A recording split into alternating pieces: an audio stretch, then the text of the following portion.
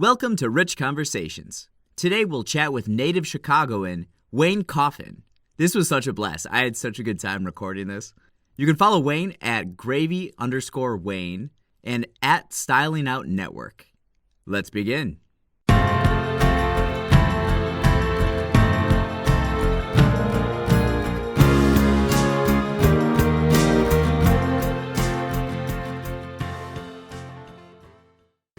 All right, so we're here with Wayne. Hello. Wayne, okay, so we're at the Golden Nugget right now. That's right. Describe this place. Heaven within 6 or 7 walls. That's what this place is. You said you've been coming to this one for a while. I come in and I'm like, oh, I'm waiting for somebody, and they're like, oh, over here, it's Wayne, you know? Mm-hmm.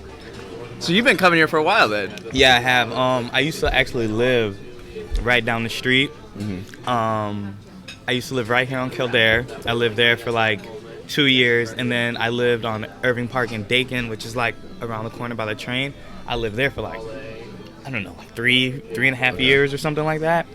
And I've been coming here ever since. Golden Nugget is like a Chicago classic diner, 24/7. Yeah, I haven't been to this one. This one is Irving Park in like Pulaski. Yep. A little west of Pulaski. Yep. I think the only Golden Nuggets I've been to is on like Lawrence and Ravenswood. Yep, I know that one. Over there. I used to and, go to that one in high school. Southport and Lincoln. Yep, I know that one. Yep. This is cool. I like this. Mm-hmm. Yeah, they're scattered around. And I don't know, I love them. They're my favorite greasy diners, hands down. So how long have you lived in Chicago for? I was born and raised here. Yep. So born on the west side, grew up there. Around maybe like 5 or 6, my mom and my dad moved to a small town called Freeport, Illinois. I was probably there for like 3 years, and then me and my mom moved back when they split. And that's probably the longest I've ever been away from Chicago. Is that 3 years? As a child, yeah. So yeah, I'm born and raised here in the city. Lived all over, lived on all sides of town, been on all sides of town, and yeah, here I am. What neighborhood are you in now? Right now I'm living in Avondale, which is like Belmont and Pulaski. Been over there for a while, only because like the rent is cheap, affordable, but I don't know, I'm definitely trying to get out of there now because it's about to transform. Okay. Yeah, it's kind of lame, but. In your experience living in Chicago, what neighborhood do you identify with most? I just identify with the city, honestly. Like, okay. It's funny when and I don't know if people will debate with me on this, but when I feel my experience being born and raised here is I've grown up always looking for addresses and intersections. Like, only within the past, I want to say like 7, 8 years, maybe like this past decade, has it become a thing to like associate places of the city, regions of the city by the name of the neighborhood. Really? Yeah, like when I was growing up, it was like train stops would define a area, intersections, addresses. You knew where you were going, you heard the address, even if you've never been there before, you know where it is, and you just navigate like that. I feel like now more people are moving to the city, and I think that it helps them like locate themselves somewhere. You know, so they locate themselves with neighborhoods rather than just like knowing the city and the intersections and the street. And the neighborhoods have always been there, but I feel like it's a trend now to like call it by whatever the name is. Like all the neighborhoods have names, you know, like I don't know. I think that's really interesting. So if you have an open Saturday, how would you choose to spend it? Obviously here with you at Golden Nugget. Heck yeah. What else would I be doing? No, I'm kidding. You always got to practice your charm whenever you can on anyone, right? Make me spill my coffee. He's turning red, guys. That's funny. I don't necessarily associate tasks or favorite hobbies with days of the week.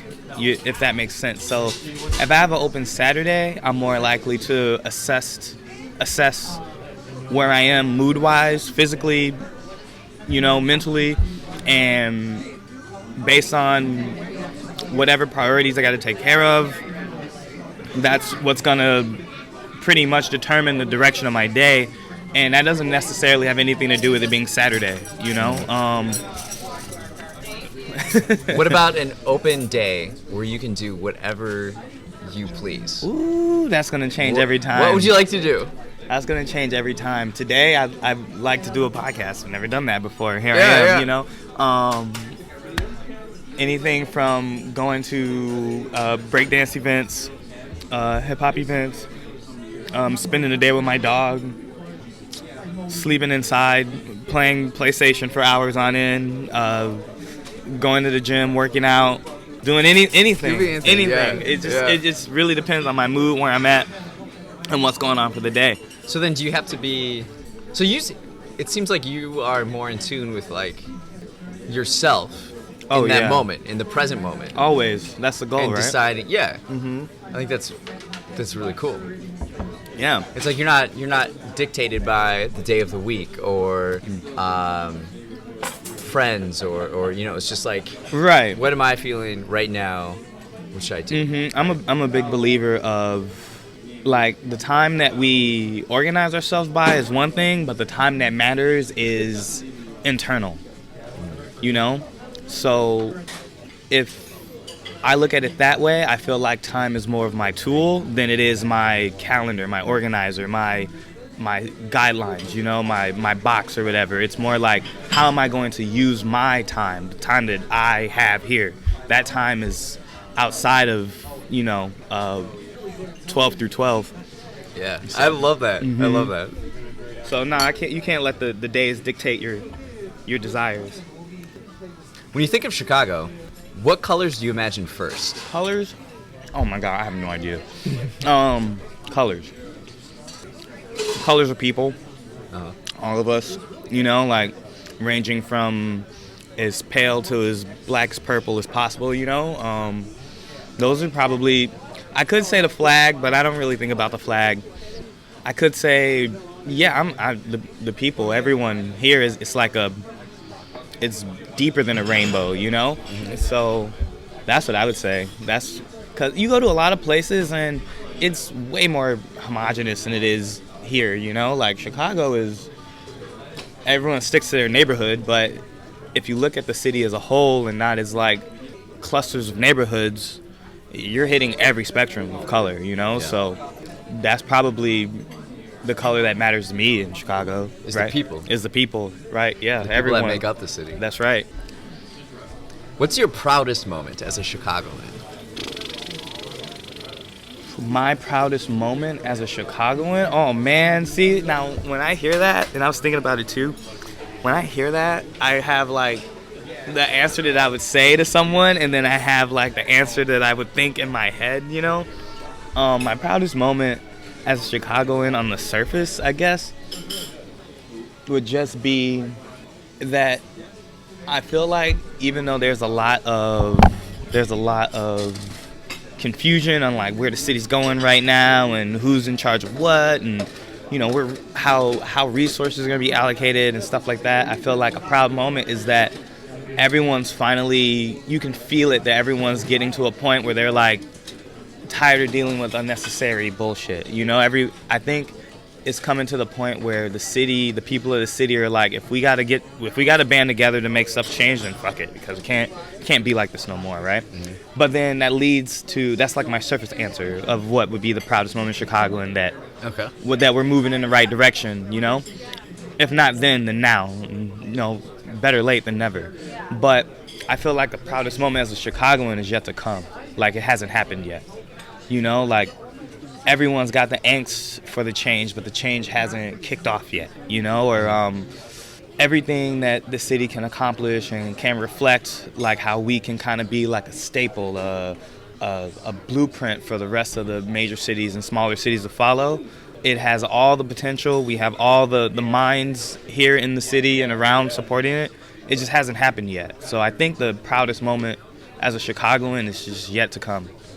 What do you mean by blueprint for other cities? Like, we have the ability, outside of like whether our budget is fucked up or whatever, like just the people the skills, the minds, the resources that everyone kind of brings to the table,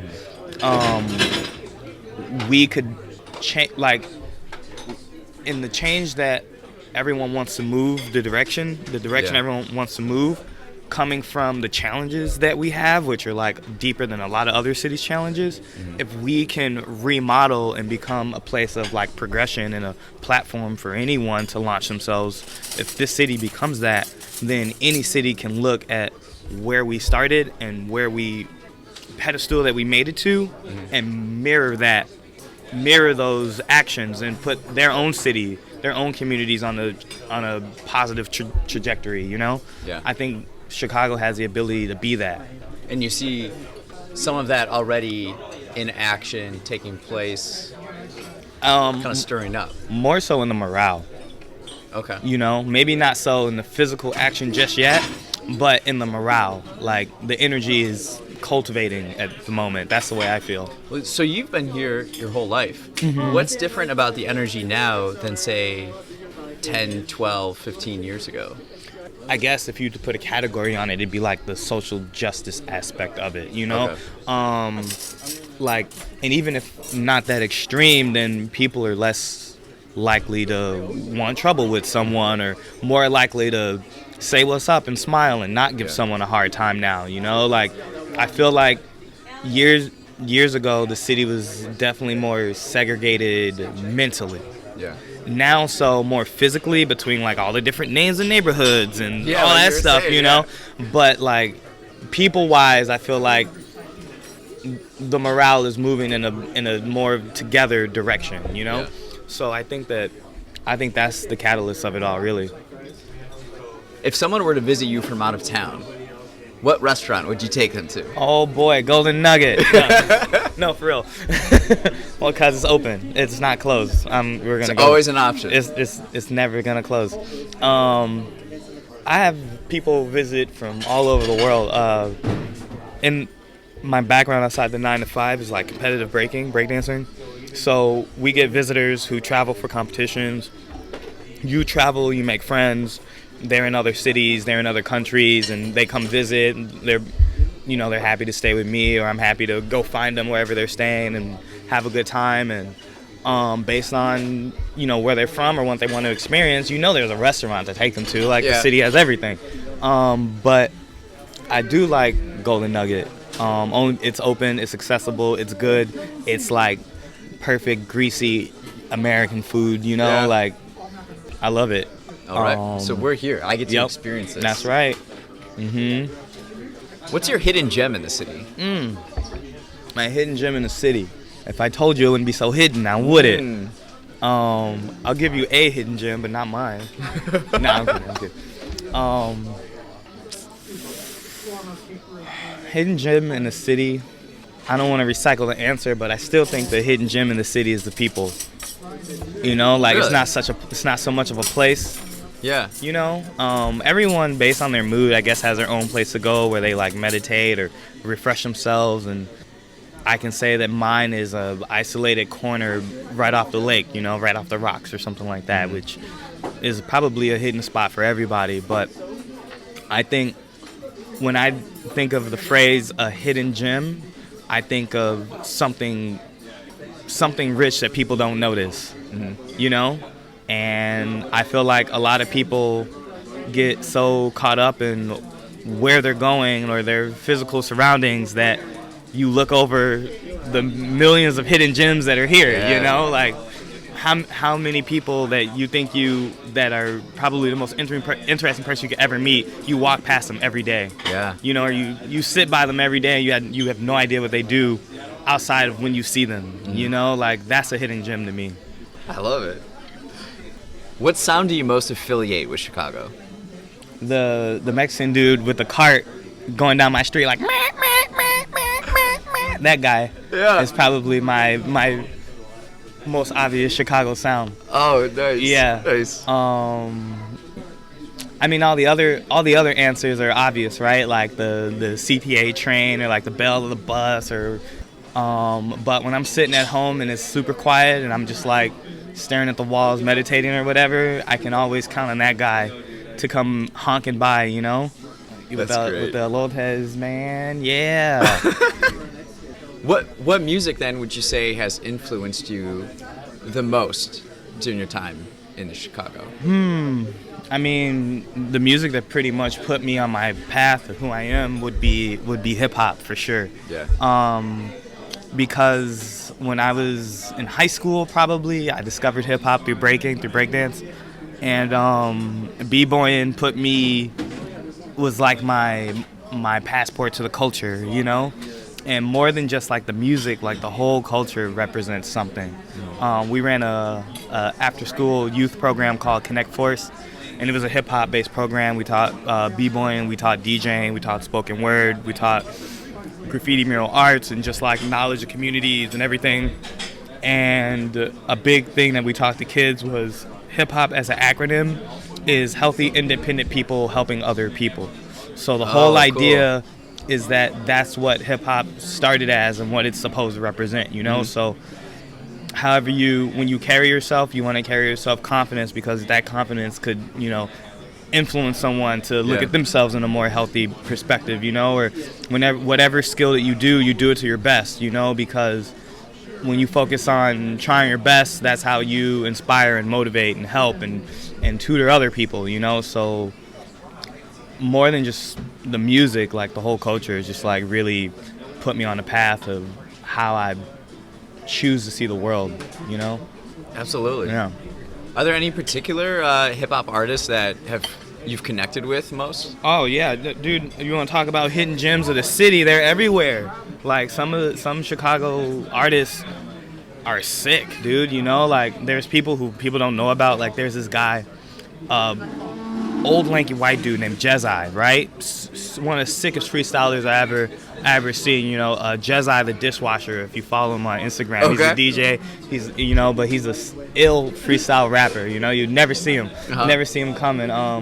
Hip-hop artists, there's, you know, graffiti artists all over the city who, like, you're on the train, you're on the bus, you see them up, and it's like, you know it's in an illegal spot and it's still a mural, you know. And it's like, those are some of the hidden gems of the city, is those people, you know. Music-wise, hip-hop DJs, there's a DJ that's doing a lot in Chicago, Most Definite, DJ Illinois, look those, ILLA, you know, NOIZ, look those guys up, they're sick. They do a lot of the breaking jams, they do a lot of the hip-hop stuff around the city. And then a friend of mine, Fast Money Mike, he DJs everything, but he likes to be quiet, you know, but he's really good. And then I run a entertainment network, Stlin Network, StlinNetwork.com. We have a roster of DJs that, you know, that spin music and make music. All of those people influence me, you know, or are my favorite when it comes to. And I'm sure they'd probably say that you influence them. I do my best. Try, you know. Yeah. A lot of those people are my mentors, so they influence me in ways that I probably couldn't influence them. But I'm pretty sure that staying hungry and, you know, being passionate is something that influences them too. What's a common scene you see in your daily interaction with the city? People minding their own business. I feel like that's the thing Chicago's really got going for them. You know, like everyone here has like the perfect balance of being polite and being like not fuckwittable. You know, it's because everyone confidently just minds their own business. You see it on the train. No matter how abstract you are, when you enter a scene, no one's really giving a shit about you, you know? Like, there's judgment, but people keep it to themselves for the most part. And I think that that's one of the most common things that I see day to day. I can't not notice it. Wow. Like, how many people do you annoy in your daily commute? Very few. Exactly. Because we mind our own business. If you were given secret information that Chicago would be destroyed in 1 week, what's one quality you would choose to keep to rebuild the city? The location. The location? Elaborate. Chicago is in a prime location with the lake, with being like the major meeting point of the Midwest. if you want to speak geographically, the altitude, the flatlands is great for the farms outside of Chicago, for the city. Like, there's a lot of people here, don't get me wrong, but we're not like New York or LA or China, or, you know what I'm saying? So everyone can come and go as they please. We don't have natural disasters. Oh, if we get destroyed, we should rebuild right here. Just do it on top. Yep. It's happened before. Do it again. City's been destroyed before. Okay, this has been on my mind recently.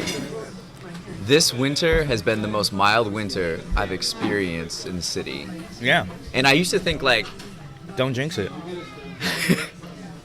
The harsh winters, you know, people are like, it's so cold, it's so tough. It is. But I kind of grew to love it because I felt like it kept the cost of living down. Because then everybody would just start moving to Chicago if we had like mild winters like this. So I'm curious moving forward if our winters are going to be more like this or reflective of past ones, you know? If more the winters are like this, the closer our countdown to the destruction of the city is inevitable, you know? Like, you know why these winters are like this, dude. Yeah. It's a matter of time. But, I mean, yeah, people who were born and raised here, they move because of the winter is too tough. Yeah. And then people move here from Texas and they stay, right? Like, it was just weird to me. I feel like it's easier to adjust to the heat than it is the cold, especially with polar vortexes and stuff. But I think I would choose 5 months of harsh winter, like we normally go through, than a tsunami, a 0.99 earthquake. You know, Cat 5 tornadoes, hurricanes, and forest fires. Yeah. And holes in your ozone directly over your country and continent, you know. It's like, you know, there's no forest for like a hidden militia to hide in or anything like that, you know. So like, dude, so it's like we're in a prime location. just sign me up for these winters. You know what I'm saying? Like, what's a couple negative 30-degree days when you don't gotta, you know, see your house get taken away by a storm that you can't prevent, you know, or by like a flood. Oh, God, I don't want to think about it. What's one small thing you would do to improve the city? A small thing? We always think about big things. Yeah, there's so many ways we can improve it that way, but just like a tiny thing. A tiny thing? How can I only think of big things? Free parking.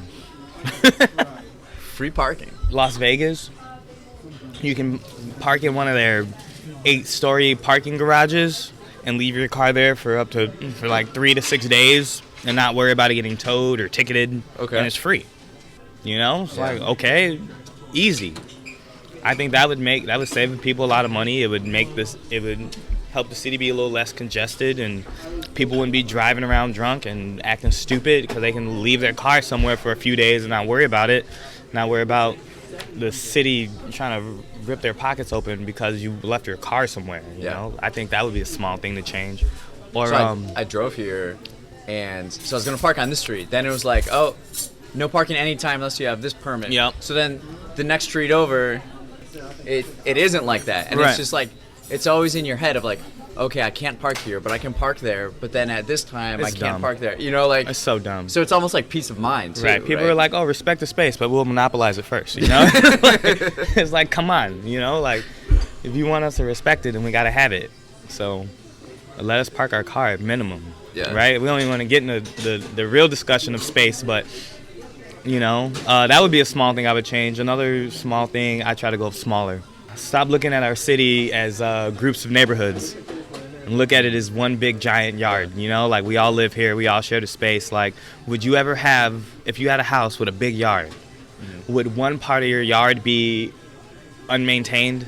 Or would you, like, with the whole yard look good? Yeah. If you had a pool, would only the deep end be covered in, like, leaves and drainage sewage, you know? Or is the whole pool clean? Yeah. You know, it's like people have so much pride in their neighborhood improving that no one's thinking about all the neighborhoods that are not improving, you know? So if I could change a small thing is people looked at the city as a whole and not it's just like a small radius, you know, like a small dot on the real map, you know? that, I mean, it matters, but I don't know. Like, I think between all the neighborhoods, regardless of how many resources they all have, if everyone shared everything, our city could probably be thriving in ways that are where the concept is foreign to most Americans, you know? Yeah. Like, so that's the small thing I would change. When people learn you're from Chicago, how do they respond and what's your reaction? How did you respond? I should have recorded it when you asked me. I've gotten a lot of mixed reviews. I've had people come to me and say, "You don't seem like you're from Chicago. You seem like you're from somewhere else." What? And then I'm like, "Are you fucking from here?" Like, when you meet people who are also born and raised here, they immediately have pride for it. They're like, "Oh, hell yeah," you know, like born and raised. Only because we get so many transplants. Right. But I don't think most people care when they find out. You know, it's just an interesting thing to know about someone, because if they're not from here, you want to know where they came from and why. But if they are from here, you know, that's cool too. Yeah. Mm-hmm. When you feel overwhelmed or need a mental escape, but you can't leave the city, where do you go to clear your mind? Let me see. I don't. This probably comes from like just like solitude or like self-assessing myself all the time. But I probably try to find the smallest space, like my bedroom or something, and just kind of like go inside my head, go inside my own. That's probably where I'm the most comfortable, is inside my own head. Mm-hmm. So a lot of my stress, I feel like that I am still learning how to not let get to me, is probably external stress. So if I was going to not run away from it, but necessarily make a strategy to deal with it, is going to be inside my own head. Only because being in a big city, sometimes you can go be surrounded by a bunch of people, and there's times you can probably feel the most alone surrounded by a bunch of people. Yeah. If I'm trying to decompress, I know it's probably best to talk to people, but I probably don't want to, you know? So I'm going to go find a place of solitude and go figure out how to reassess myself. Almost like pick your own brain. Like, what's going on here? What can I do differently? Or what Right. am I doing right? Or Right, exactly. Like, the city is our home, you know, to our, not to sound all fortune cookie, but to our physical selves, you know? But the real place we live is inside. Yeah. You know, inside your own mind, inside your own body. Like, that's the person you are, you know? So I just try to stay mindful of that and not get so lost up in like the external requirements of life. Yeah. What's something you're curious about recently? I'm curious about a lot of things. I'm curious about I'm curious about a lot of stuff. A lot of things come to mind. I'm curious about the city in ways like, for example, I'm ready to leave my Avondale neighborhood because I see like my Family Dollar got closed down so condos can go up. You know, and it's like, why is that happening?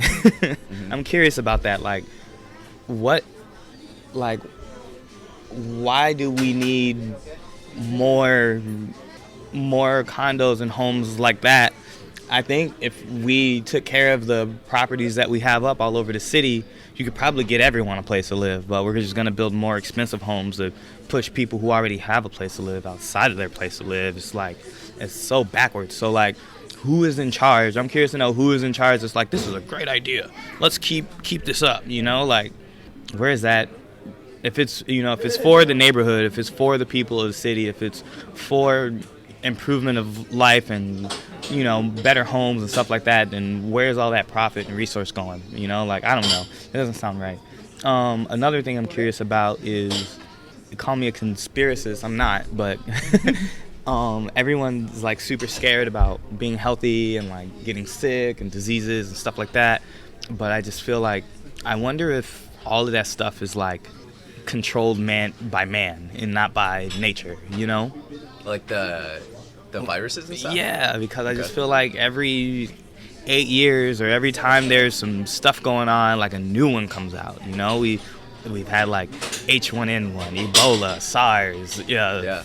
You know, now the new corona, people are getting anthrax in the mail. Like, there's always something keeping someone on a slight level of tense, you know? And I always wonder, like, is that strategic, or is it like in some odd way, just the way life goes, you know? Like, I know biology will always evolve and find new ways to morph and make people sick, whatever, but it makes me curious, you know?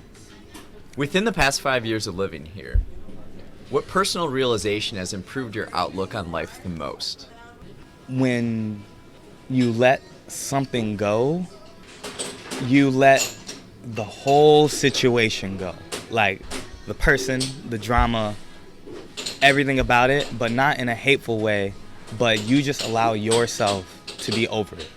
And in doing so, I feel like I've been able to come to peace with my disagreements with people throughout my whole entire life, you know, like people who I may have felt like utterly betrayed by because they're family or something like that, or people who, you know, like parents when they choose their own lives over the lives of their children and stuff like that. Like, I've been able to come to peace with all of that.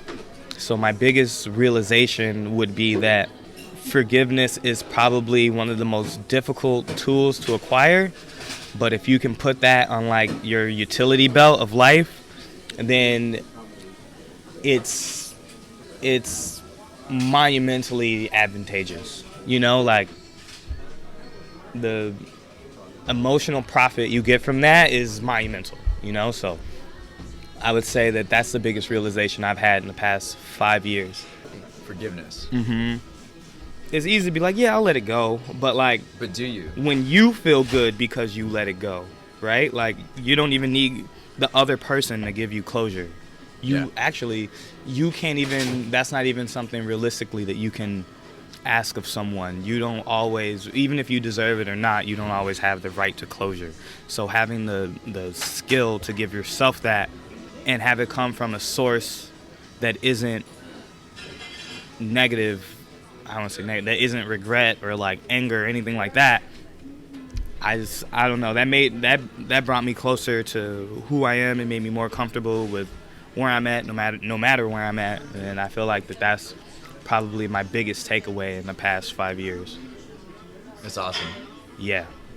What's something you're excited about for the next 5 years? Something I'm excited about for the next 5 years. I said it earlier, but me and some friends of mine, we started up this talent collective, Stlin Network, and even going back to the other question of hidden gems, our whole idea is that these people who have these amazing musical talents, they're DJs right now and dancers on the team, and photographers and videographers and a whole like network of people that we're working with, is that they're so talented. Like, some of them, and everyone knows people like this. Like, they're more talented than the famous people you'd pay to go see, you know? Right. And they're just like your regular everyday people. And the way they work their crafts are like beautiful, you know? And our goal is to bring back what, I don't want to speak for everyone, but what I feel is really missing from the entertainment world in Chicago right now, is the sense of genuineness, you know? Like, I feel like the Chicago entertainment community has, I don't want to say community like it's about the people, but the whole like scene of it has turned into like this, you know, pay coverage to get in. You know, you can't always come how you are. There's a dress code. You know, drinks are really expensive, and the same talent is performing everywhere, and it's not really, the doors is harder to get into if you're like a new person that isn't quote unquote popular or blowing up right now, you know? So our whole goal is to work with those people. And the crew we have as a roster right now, they're, I don't know, they're like stellar.